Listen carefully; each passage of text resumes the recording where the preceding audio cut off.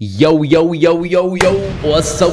يعني والله يا جماعه، يعني انا مش عارف اودي وشي بينكم فين الصراحه. يعني بقالي شهرين، دي اطول مده حرفيا ما عملش فيها فيديوهات واغيب فيها. انا اسف في الفتره الاخيره خالص، مقصر في حق الشانل. باجي ارمي لكم كده فيديو كده كل شهر كاني ده القبض. بس حابب اقول لكم ان بجد خلاص دي اخر مره هطول فيها عن الشانل كده وابعد. وانا يا جماعه غيابي ده في سبب وراه. يعني انا بجد ما كنتش قاعد لا مثلا، انا كنت بعمل حاجه، وده اللي هتعرفوه في فيديو النهارده. عشان فيديو النهارده انا هعمل كيو اند اي. فيديو النهارده فيديو الاسئله. يعني دي حاجه بيعملها كل اليوتيوبرز. فانا قلت انا ليه كلهم بيعملوا فيديو كيو اند اي وانا ما اعملش فيديو كيو اند اي. فقلت لكم على كل منصات التواصل الاجتماعي بتاعتي اسالوني اي اسئله انتوا عايزينها، والنهارده هجاوب على الاسئله دي. بس قبل ما اجاوب انا عايز اقول لكم انا كنت فين، بعمل ايه الفتره اللي فاتت. بقالي شهرين، ايه يا ترى كنت بعمل فيهم ايه؟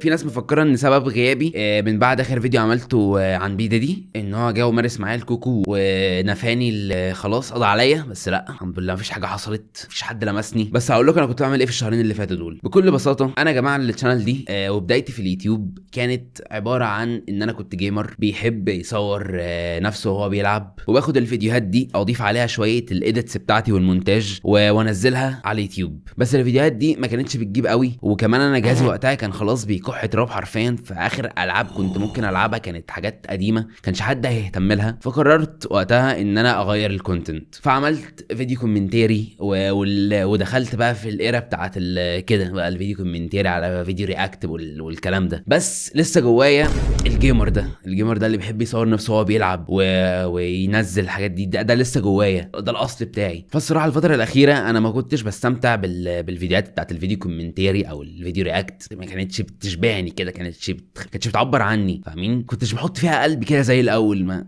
مش انا يعني، فاهمين؟ فقررت من فتره انه لا، انا عايز ارجع بقى ايه لاصلي، ارجع بقى اعمل حاجه انا بحبها واللي اكيد هعملها بشغف وحب بقى، وهي ان اعمل فيديوهات جيمنج. عشان بحس فيها ان انا ايه، بطلع شخصيتي، بحس ان ده انا. بس وقتها هتقابلني مشكله، وهي ان انا كان جهازي في حاجه ناقصه مهمه جدا هتساعدني في ان انا ايه اشغل الالعاب وكده، وهي كارت الشاشه. فبكل بساطه الشهرين اللي فاتوا دول انا كنت بفريلانس، كنت بشتغل كفيديو اديتور بجنب طبعا ان انا ايه كنت محوش شويه من اليوتيوب. وفاينلي جبت كارت الشاشه بعد عناء شهرين. طبعا انا كنت من قبلها يعني كنت محوش، هم كام شهر بس هم ممكن نلخصهم في شهرين من التركيز والجرايند. اخيرا جبت كارت الشاشه اللي هيخليني اعرف اعمل فيديوهات جيمنج والعب الالعاب براحتي اللي انا بحبها واستريم. ده كان كأنه حلم مثلا من اعدادي. ويعني ممكن الناس تكون مفكراني ايه اللي هو انا بافور في حوار ان انا بقى مش عارف جبت كارت الشاشه وكده. لا بس ده ابجريد. انت بتتكلم في واحد كان معاه جي تي 1030 الكارت زي ده ار تي اكس 3060. فاللي هو في نقله هنا حصلت. يعني الاول كنت بشغل العاب على الكارت المعفن التاني ده، بلاقي وشوشهم مبكسله وكل ده، وكان 30 فريم. دلوقتي بلاقي حاجات غريبه طالعه، بقت في تفاصيل اول مره اشوفها وحاجات بسم الله ما شاء الله. يعني عشان ايه؟ يعني عشان مش عايزه ينفجر. في حاجه تانية جديده ممكن تكونوا انتوا عارفينها لو انتوا بتشوفوا ستوريز الانستجرام بتاعتي، بس لو ما تعرفوهاش فثانيه واجيبها لكم. وهي البرو تيمو. ده قطقوط انا جبته، اول قطوط ضايع. فده تاني حاجه جديده حصلت لي في الشهرين اللي فاتوا. ثانيه بقى طلعه عشان ايه، انا ساعات بقول كلام كبير فمش عايز ابوظ اخلاقه يعني.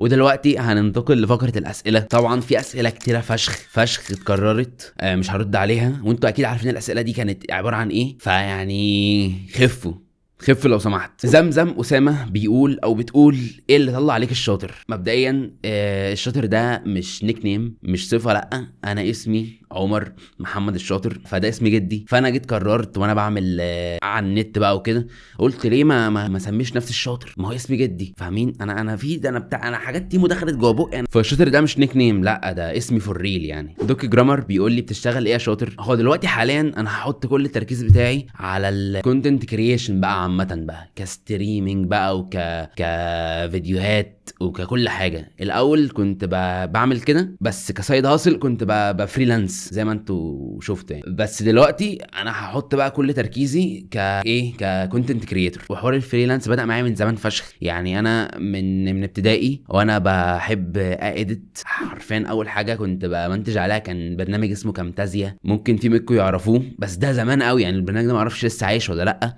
بعد كده منتجت على سوني فيجاس، بعد كده ادوبي بريمير. فانا من زمان فشخ وانا بمنتج فيديوهات من قبل ما اكون حتى يوتيوبر. فانا عندي السكيل دي من زمان قوي. فقلت ليه ما استغلهاش واشتغل بيها بدل ما انزل اشتغل عند اي حد بقى واتمرمط. فاشتغلت بيها كفريلانسر. واللي ما يعرفش كفريلانسر انت بيكون مثلا معاك سكيل، انت مثلا بتعرف تترجم، بتعرف تمنتج، بتعرف ايا يكن تبرمج، وتروح بقى تشتغل على المواقع او تروح تشتغل عند الناس. والفكره في الحوار ده ان انت مش بتبقى مرتبط بعقود مثلا او تحت شركه، لا انت بتبقى شغال عند نفسك يعتبر يعني، بتبقى مدير نفسك.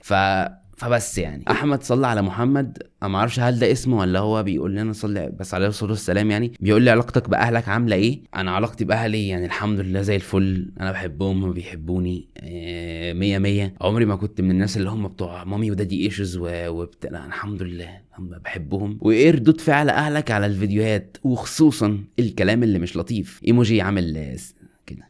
المهم يعني يا جماعه من الاخر يعني محدش بيركز مع فيديوهاتي قوي غير ماما. وماما اللي هو ساعات كده بحسها كل فتره تدالي من تحت لتحت اللي هو يا ابني بقى اللي انت بتعمله ده عن بطل بقى كلمه مش عارف ما بقى ينعل ابو الفاظ كده، الزفت ده. تحت لتحت كده مين. بس ما حصلتش مثلا في مره اني لقيت مثلا ماما جايه عليا تقول لي يا ابني اللي انت لا مفيش حرفيا ما حصلتش.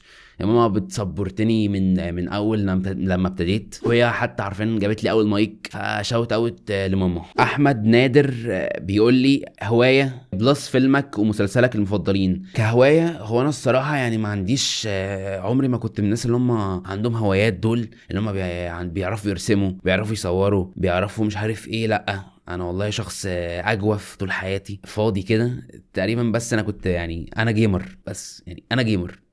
فهوايتي يعني ممكن نقول جيمنج لو ينفع تتسمى هوايه. وفيلمي ومسلسلي المفضلين كفيلم فممكن اقول سكارفيس او ذا بيرسوت اوف هابينس بتاع ويل سميث وابنه. مسلسلي المفضل بقى يعني الصراحه ذا سوبرانوس، توني سوبرانو عمي. ممكن المركز الثاني او مش ممكن اكيد يعني هو بريكنج باد. بصوا من الاخر يعني كده انا اشتري اي حاجه بتتكلم عن المافيا، اي حاجه تمانيناتي تسعيناتي، اي حاجه ليها علاقه بالمافيا انا اشتريها. فحتى تلاقوني يعني مخرجي المفضل سكورسيزي عشان بيعرف يعمل افلام ليها علاقه بالمافيا ويعرف يحكي القصه بيعرف كده يعرف. هو ذا بروفيسور بيقول لي اكتر موقف عبثي عدى عليك في الشارع. بص هو مفيش موقف عبثي عدى عليا في الشارع انا فاكره، بس في موقف من فتره كنت في وسط البلد في محطه الرمل، وكنت هركب بقى عشان اروح. فعربيه حملت كلها الا الكرسي اللي جنبي، وانا كنت راكب ورا السواق على طول. فالمهم كان فاضل كرسيين، فكان في واحد في الشارع حرفيا ماشي عمال يغني ومهايبر. هو مهايبر جامد يعني كأنه كان شارب وقرعاني. المهم انه جه قعد جنبي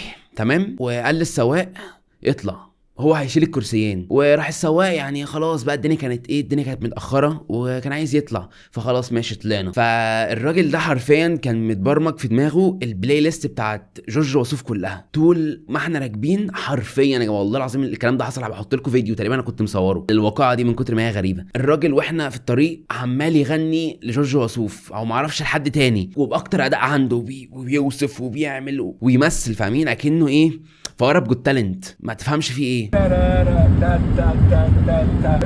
الاحزان ورا ظهرك، واللي ما قدرش مهرك هو الخسران يا غالي. لازم الايام يمروا، يوم حلو ويوم بيمروا، صبرك على الليالي. وغير كل ده حرفيا البرو يعني دفع للكرسيين ودفع لي. فجأة لقيته بيقول لي خلاص كده، وراح دفع هو يعني. ما والله يا ربنا يسترك يعني. ما كانش معايا اصلا غير 20 جنيه وقتها يعني. طول الطريق واحنا ماشيين عمال انا اسقف له وبشجعه، واغلب العربيه بيشجعوه الا السواق بقى. السواق بجد كان متصدع، هو بجد صوته كان عالي. هو السواق بقى كان من النوع اللي هو بقى يا صاحبي بقى كان كده. فدخل في شمال، فراح هو التاني بقى مش موجود معانا اصلا، فراح دخل برضه هو في شمال، وحرفيا اتحركوا على صوتهم مع بعض وكده. بس احنا عدينا الكلام يعني عدينا الدنيا. الراجل المحترم اللي مش عارف اقرا اسمه ده بيقول لي ايه ايه اكتر حاجه الشاطر بجد ندمان عليها؟ يعني بصوا يا جماعه، هو مفيش حاجه انا بجد ندمان عليها حاجه معينه كده، لا ما جيتش مثلا وندمت وقلت ياه ده انا لو كنت حطيت فلوسي في عمله مش عارف ايه كان زمانها دلوقتي ضربه ومعايا. لا مفيش الكلام ده، عادي يعني. انا لسه عارفين في مقتبل العمر، فمش ندمان على حاجه معينه. بس لو في حاجه فعلا اللي هو ندمان عليها شويتين، هي ان انا ما كنتش بقضي وقت كتير مع عيلتي زمان. يعني كنت اغلب الوقت بجيمنج، كنت طفل كده من اللي هم بيقعدوا 14 ساعه على الكمبيوتر دول بيلعبوا من غير لحد ما خلايا مخهم العصبيه تتمحي. كنت انا من العيال دي، فاللي هو في حته ندم كده اللي هو انا كنت الاحسن كنت اقضي وقت اكتر مع عيلتي، كنت اقعد اكتر مع بابا الله يرحمه مثلا كده يعني، فاهمين؟ بس خلاص يعني الوقت عدى ودي ممكن تكون رساله ليكم يعني، فاهمين؟ حاولوا على قد ما تقدروا يعني تقضوا وقت مع عيلتكم، عشان كمان زي ما قال عمي فيتو كورليوني، الراجل اللي مش بيقضي وقت مع عيلته مش راجل. هو قال حاجه زي كده يعني، بس انا حاولت اوصلها لكم يعني، فاهمين؟ اشرف بيقول لي لما تسمع تونس وش اول اشي يجي في بالك؟ لما بسمع تونس او المغرب او اسمها ايه، الجزائر، بتيجي في بالي الاغنيه بتاعت بغيت ويا ما حسيت هزت راسي ومشيت وابو رقية وهو بيمشي عليه وبيجري عليها. بس كده ده اللي بيجي في بالي الصراحه. مع احترامي وتحياتي الحاره لكل اخواتنا في شمال افريقيا. ايه اكتر شخصيه بتحبها في بريكنج باد؟ اكتر شخصيه بحبها في بريكنج باد هو سول. انا حابب اللور بتاعه الصراحه، اكتر حد في بريكنج باد حابب اللور بتاعه. عمرو خالد بيقول لي بقالك قد ايه بتعمل فيديوهات؟ بقالي كتير قوي حرفيا، ممكن من وانا 5 ابتدائي مثلا. هبقى احط لكم فيديو تقريبا لو لقيته يعني. كنت مصور في بيتنا القديم وحرفيا الحمام كان ظاهر ورا والباب كان مخلع، وكانت حرفيا وش كان عباره عن خدود من كتر ما انا كنت عيل تخين وانا صغير، كنت تختوخه كده. اهلا وسهلا بيكم في قناه اكس جيمر. اول مره نشوف فيديو في حياتي. هنلعب النهارده لعبه سليبنج دوجز، لعبه حلوه هوريكم شويه حاجات فيها واضحكم كده. ويا ريت تعملوا سبسكرايب واشتراك ولايك. يلا بينا نبدا.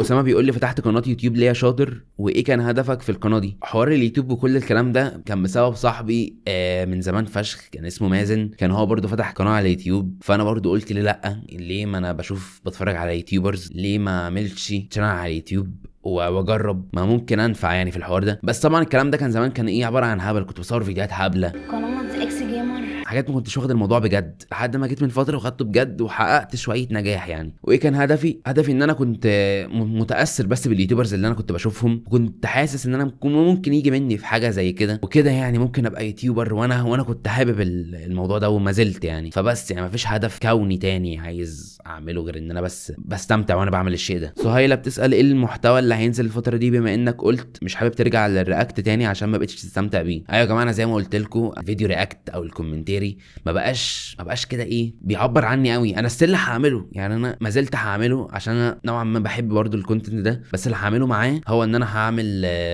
فيديوهات جيمنج وهستريم، عشان ده انا حاجه بحبها وحاسسها كده ايه بتعبر عني. فخليكم متابعين الشانل التانية هينزل عليها فيديوهات جيمنج، والشانل هنا هستريم عليها، فخليكم مفعلين الجرس ده عشان لما استريم يجيلكم نوتيفيكيشن ان انا بستريم. جرافيتي بيقول لي اكتر موقف محرج حصل لك؟ من اكتر المواقف اللي عدت عليا الفتره اللي فاتت بحسها محرجه على غريبه، اللي هو ايه ده، كنت في القاهره وكنت مع اصحابي وكده، فالدنيا اتاخرت، فواحد من صحابي دول عرض عليا ان انا اروح ابات معاه. فبقول له عادي يعني، عادي هروح اركب واروح اسكندريه يعني، متعود اسافر بالليل ومتعود اخرج بالليل، فانا عادي مش هتبقى ازمه بالنسبه لي. فهو قال لي لا وتعالى وما ينفعش. قلت له يا عم سيبني. قال لا والله الراجل كان هيحلف لي بالطلاق، فخلاص رحت معاه. فروحت بيته، هو يعني ساكن مع اهله وكده. المهم رحت بيته وضايفني، فدخلت قعدت في اوضته وجاي اقلع الشراب، الاقيه داخل يخبط عليا، حرفيا داخل يخبط عليا، وشه اتغير خالص. في ايه مالك؟ ايه اللي حصل بتاع يا اسطى؟ ده جدتي ماتت، اول مره اخش بيته فيه جدته تموت. حد فيكم ممكن يقول انه ممكن دي طريقه بس مثلا ان هو عايز يمشيك، مش عايزك تقعد. لا انا حرفيا طلعت لقيت لقيت عيلته كلها متجمعين وكلهم هيسافروا للبلد دلوقتي حالا. فهو يعني الواد كان مستغرب، هو مش فاهم هل المفروض يحزن عشان جدته ماتت الله يرحمها، ولا مكسوف مني عشان هيضطر يسيبني حالا وهضطر ان انا اسيب بقى بيته واروح لحد تاني من صحابي ابات عنده، ولا هو مش فاهم هو يعمل ايه. فبس يعني المهم ان انا انقذت الموقف وقتها، واحمد نبيل جا كلمته ورحت بات عنده، الراجل المحترم انقذني يعني. فشاوت اوت لاحمد نبيل. قول لي اكتر موقف مش محرج وبس، ده انت اتمنيت من الارض ان تنشق وتبلعك وما تظهرش تاني من كميه الاحراج اللي انت حسيته. تمام، يعني هو هنا عايز موقف بقى محرج اكتر، بس في عده مواقف بتحصل لما بكون في تجمع عائلي. لما بكون في تجمع عائلي بيجي مثلا خالي راجل كبير بيقعد معايا، ايه يا عمر بقى إيه انت بتعمل ايه في حياتك وايه الدنيا وبتاع واخبارك، الاقي عيل صغير مفعوص من ولاد خالاتي او من ولاد عماتي او من ولاد اي، يكون عيل صغير كلهم العيال الصغيره اللي في العيله عندي هيعرفوا ان انا يوتيوبر، بيجي ويفضل بقى ده يوتيوبر وده مش عارف ايه وده بيعمل وفشخ ومش فشخ، بيفضحوني ويفضلوا بقى اللي هو ايه. والله مره حصلت، انا كنت في تجمع عائلي حرفيا، في حد من العيال دي دخل على التجمع ده هو بقى ايه فرحان بقى بيا بقى ومشغل فيديو ليا، وانا كنت بقول في الفيديو ده كان في حاجه ما ينفعش تتقال، في حاجه في الفيديو ده كانت في حاجه زي مش شتيمه صريحه بس حاجه عيب، فهو مشغل فيديو باعلى صوت وانا في تجمع عائلي بقى. فانا بكون وقتها اللي هو فمثلا قاعد مع عمي بنتكلم، فبلاقي ابن عمتي بقى بيضحك من بعيد اللي هو مؤمن الديب فشخ، ويفضل يبص لي كده، وعمي بقى مش فاهم اللي بيحصل هو ايه ده بقى.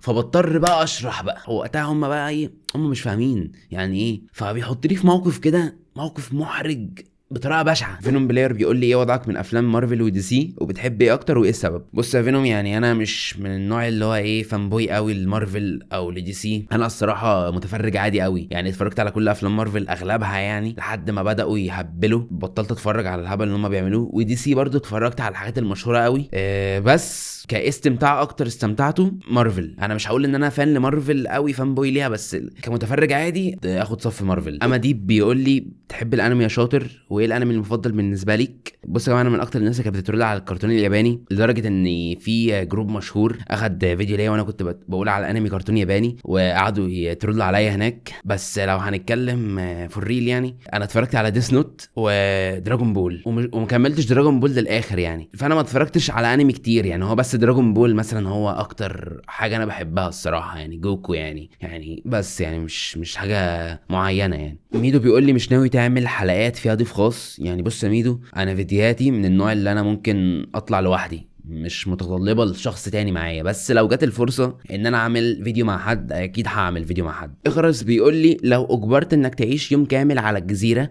بس خيروك هيكون معاك واحد من الاثنين، تامر الجيار ولا دكتور مكاوي؟ مبدئيا انا لو عشت لوحدي على جزيره فانا هكون محتاج حد عنده خبره وسكيلز في انه يسرفايف، في انه يعرف يعيش. فمبدئيا انا هختار تامر الجيار. تامر الجيار عنده بنيه عضليه هتساعدني في اني مثلا اصطاد الغزال، مثلا اصطاد حيوانات. تامر الجيار شخص مناسب في بيئه زي كده، فتامر الجيار حلو. وبالنسبه لدكتور مكاوي هيبقى خيار وحش فشخ، لان دكتور مكاوي ما عندوش السكيلز اللي تخليني اعرف ازاي سرفايف. دكتور مكاوي لو قلت له مثلا يلا نولع النار بالحطب او يلا نصطاد غزاله مثلا، هيقول لي يلا هات فازلينك وتعالى اوريهولك، هيقول لي ما تيجي نكبر حماده، مش هيساعدني. فدكتور مكاوي لا، هو تامر الجيار هيبقى حلو في بيئه زي كده. تيمو ينفع اكمل الفيديو يعني لو سمحت؟ ماشي شكرا. السؤال اللي بعد كده من حور، هل الشاطر هيعمل حاجه تاني في مسيرته التعليميه ولا خلاص كده فقد الامل؟ بالنسبه للتعليم فانا شايف الصراحه انه التعليم دلوقتي بالنسبه لي مش ضمن اولوياتي خالص. انا دلوقتي مهتم ان انا مثلا احسن وضعي المالي، احقق انجازات اعلى مثلا في شغلي، اطور من نفسي، اساعد عيلتي كفلوس وكده. انما التعليم مهم وكل حاجه، بس مش وقته بالنسبه لي انا، ممكن ليك انت حاجه تانية، بس التعليم دلوقتي ليا مش هيفيدني بل هيأخرني اصلا. فانا اللي حاطط دلوقتي فيه تركيزي هو ان انا اطور من نفسي وانجح في اللي بعمله. يعني هو هيجي وقت ما هرجع اكمل تعليم واخش كليه، وهتبقوا تعرفوا انتوا لما يحصل، بس ده بعدين يعني، ده بعدين قوي كمان. وكمان وقتها هبقى حابب ان انا ادرس حاجه انا مهتم فيها يعني، انا حاجه عشان اذاكر فعلا، فاهمين؟ عشان حتى كده يعني ممكن ادرس فيلم ميكنج مثلا، ابقى مخرج مثلا، حاجات زي كده انا مهتم شويه. كاي تخصص تاني الصراحه مش هبقى عندي ادنى اهتمام، مش مهتم لاي حاجه غير الحاجات اللي لها علاقه مثلا بالكاميرا، التصوير، الاخراج، الفيديوهات كده. دي الحاجات بتاعتي، انما اي حاجه تانية الصراحه انا مش مهتم. ايه رايك بسنه 2024؟ بصوا يا جماعه، يعني 2024 الصراحه هي سنه حلوه وتعلمت منها كام درس حلوين. اي نعم الدروس دي كانت وحشه عشان جات لي بطريقه مش الطف حاجه يعني، بس هي سنه الصراحه مش سنه وحشه يعني، ممكن اديها مثلا 8 من 10. وبالنسبه للدروس اللي اتعلمتها، الهايلايت يعني بتاعت السنه هي اني اتعلم ازاي اختار صحابي، او يعني مش اي حد اثق فيه، عشان انا الصراحه السنه دي اتلسعت مرتين من حوار الصحاب ده. اول مره حد انا كنت مامنه على سيرفر ديسكورد بتاعي، كان فيه 6000 ممبر، كانش صاحبي قوي يعني، كنت عارفه بس بقالي كام شهر كده على النت كمان. انا كنت مديله رول في السيرفر ده، فراح جه في لحظه كده ايه هو بقى ايه بيترول مع اصحابه في كده، هروح امسح سيرفر الشاطر. فراح مسح السيرفر كله خالص، عمل بان لكل الممبرز اللي فيه، فالسيرفر ما بقاش ليه اي لازمه. وحركه زي كده خلته يخسرني، مع انه هو ما استفادش اي حاجه يعني. هو مثلا ما خدش السيرفر ده اخده ليه مثلا سرقه، لا هو مسحه، محدش مستفاد من حاجه يا اسطى. وانا كسيرفر ديسكورد انا مش مهتم له، انا اللي يهمني الحركه يعني، ازاي انا اكون صاحبك ومأمنك على حاجه زي كده وانت من جواك في حقد ليا ومش عايز لي مثلا الحاجه دي، فقررت يلا انا هاخدها منك بطريقه كمان هبله كمان. دي مش حركة رجالة يعني، انت لو مش بتحبني ابعد عني. تاني حاجة الصراحة، وهي برضو كانت من حد انا كنت مفكره صاحبي قوي بقى، واللي هو انا كنت بدخله بيتي حرفيا. بص انا مش عارف اقول تفاصيل قوي يعني عشان ده موضوع كبير، بس صاحبي ده عرفته على صحابي تانيين وراح عمل فيهم حركة يعني لا تغتفر، يعني حركه بجد، يعني حركه ما ينفعش، يعني حركه وداهم اصلا هم في داهيه، ولحد دلوقتي هم بيعانوا من اللي هو عمله. وكمان الحركه دي اثرت عليا برضو، اثرت على نفسيتي عشان هي موضوع كبير بجد يعني. فانا اتعلمت اني مش اي حد اثق فيه، ومش اي حد مثلا نقول عليه صاحبي، لان انا في حياتي ما عمري ما جربت غدر الصحاب ده يعني، عمري ما جربته غير السنه دي. والاتنين دول انا لو شفتكم هسفلت بوشكوا الارض. اللي ماشيين في الشارع مش هيعرفوا يفرقوا ما بينك وما بين الارض، سبب ان انا هسفلتك بالارض. يعني ده تحذير يعني، انا مش شخص I have no enemies، لا I have enemies. ايوه I have enemies. وبالرغم من ان الموقفين دول الصراحه زعلوني فشخ من جوايا، بس هم ما كانوش غير انهم دروس، هم علموني، هم ما اذونيش، لا هم علموني عشان بعد كده ابقى اخد بالي. فتمام يعني. محمد هشام بيقول لي نفسك في ايه تحققه خلال السنه الجديده؟ يعني انا ان شاء الله نفسي اعدي ال 100,000 سبسكرايبر. انا شايف ان انا هعدي ده بسهوله يعني ان شاء الله، وان انا استمر في الفيديوهات ويبقى عندي انتظام، واكمل في حوار الاستريمنج ده عشان انا الصراحه عايز احط فيه طاقتي واكمل فيه يعني. وبس كده يا جماعه، لقد عاد قائد الابناء الضايعه لليوتيوب، وان شاء الله مش هتاخر تاني بالشهرين، الكلام ده مش هيحصل. انا ناوي انتظم بجد المره دي بجد. انا كان في حاجات معينه بتعطلني، بس دلوقتي خلاص خلصتها. وبس يعني لو انت من النوع اللي بيحب يتفرج على الاستريمات او ليك في الجيمز بقى وكده، انا ببقى بستريم على الشانل دي برضو اغلب الايام، مفيش جدول معين بس بستريم اغلب الايام. والشانل التانية بنزل عليها فيديوهات، وبخش سيرفر الديسكورد عشان هعمل هناك فيديوهات. وبس كده. لو الفيديو عجبكم اعملوا لايك وسبسكرايب، واشوفكم في الفيديو الجاي في السنه الجديده وكل سنه وانتم طيبين. وبس كده، مع السلامه.